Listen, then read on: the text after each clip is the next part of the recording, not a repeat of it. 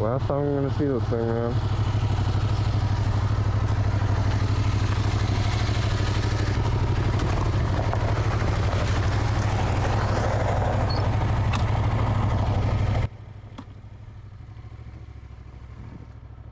Hey, so welcome back to the channel.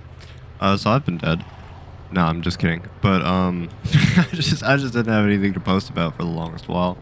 And then today, I dug up this old footage of me riding my first bike for the last time, and that's a pretty sentimental moment, you know.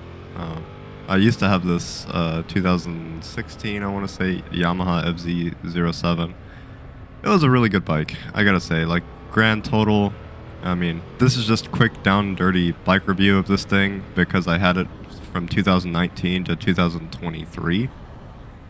And I'll tell you this, the displacement's a little, you know. It's only got like 70 horsepower and 50 pound-feet of torque, which is enough if you're like city riding, but definitely not enough for the highway, for me at least. And this is all subjective, obviously. Like, please don't try and argue me in the comments. This is like a personal take, you know. I'm sure you have your own opinions about this thing if you have one, but from the factory, also the suspension is probably the worst motorcycle suspension beside like cruiser bikes that I've ridden. Like Indian Scout Bobber is probably a little bit worse, but this suspension on this bike is awful. And the brakes are typical of Yamaha. The brakes are terrible. Aside from that, everything else I love. Like, it's just an absolute hoonmobile. Like, you can wheelie it super easy. It's super nimble because of the wheelbase, and I had Messler M9RR tires on this. It comes with Bridgestone S22s from factory. At least this year did. And that changed the bike a lot. It really started sticking to the road more, and I enjoy that a lot. But yeah, short review over. I just wanted to make a video about how you're never going to have another first bike, you know, which makes sense, like, logic-wise, but you got to think of all the things I've done on this. I've been going through my Google Images, like memories and stuff like that, sorted by motorcycles. And really just, if you've had a first bike and you're watching this just for fun, you know, go through your old pictures of your old bike and reminisce a little. It does feel really good. And especially if you have some that aren't so great, like all the self-induced maintenance I've had to do to this bike. So one time I was trying to do an oil change. This is my first oil change ever on any motorcycle, and I was like basically following the Yamaha manual on how to do it, and it says some obscene torque value for the pan bolt, you know, like the drainage bolt, and I tightened it to that value and I cracked the oil pan. And I'll throw an image up of it right here. But yeah, in the background, I'm just having so much fun on this thing, dude. It's, oh man, this is hard to watch because I miss this bike a lot. These days I have S1000RR. It's in every other one of my videos, so feel free to watch those as well. But yeah, so the first time I did an oil change on this thing, cracked the oil pan, had to wait overnight with advanced auto to get a part in, and I was in the military. Like the military usually has like free lifts and stuff like that on post, like a car care center or something. And I was in there, so I had to pay for overnight. It to be there overnight. Oh my god, it was a disaster. But I learned from that not to like just hand tighten your bolts on your oil stuff, you know.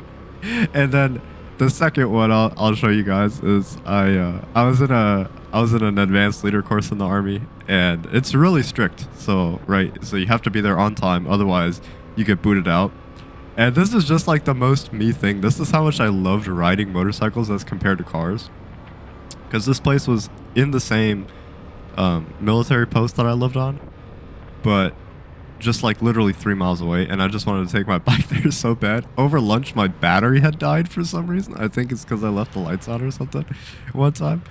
And yeah, I charged the battery off my car, which immediately killed the battery. Dude, like, don't do that ever, because it blew my fuses out, and then it also killed my battery. So I had to go on my lunch break that I was already late to the school for, that I was about to get kicked out. I had to go buy fuses and a brand new battery for my bike. Oh, dude, it was horrible. But it makes for a good memory, you know, talking about it talking about learning from it. And that's essentially what like this whole thing boils down to. Is like your first bike, you're gonna learn so much about how you like to ride.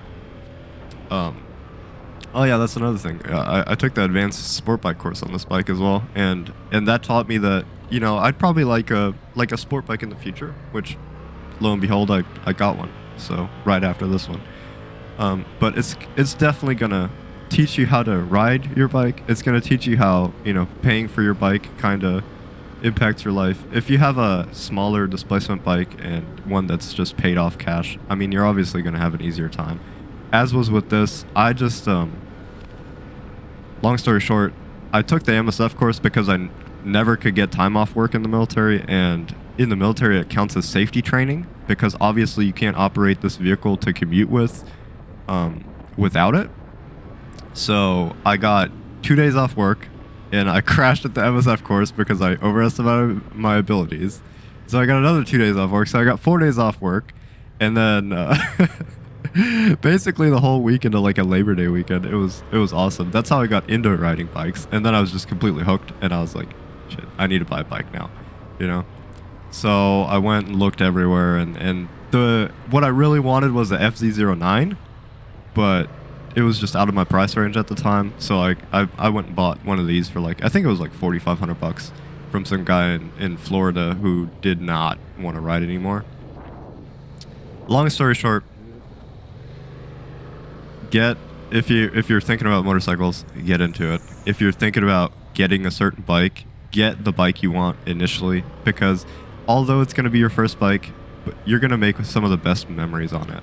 And also, get something cheap that you know you can learn on and can afford to learn on. Because if you get like 1,000cc right off the rip, or like a $20,000 Ducati or something like that, you know, it's not going to give you a lot of room to learn on. So I hope you enjoyed this last ride and reminiscing with me on some stuff. And yeah, have a great one. Thanks. I totally forgot to thank you for sticking around as long as you did. And also, if you liked the video, like and subscribe, please, for more. And please leave me a comment of your best first bike story if you've already been riding for a while.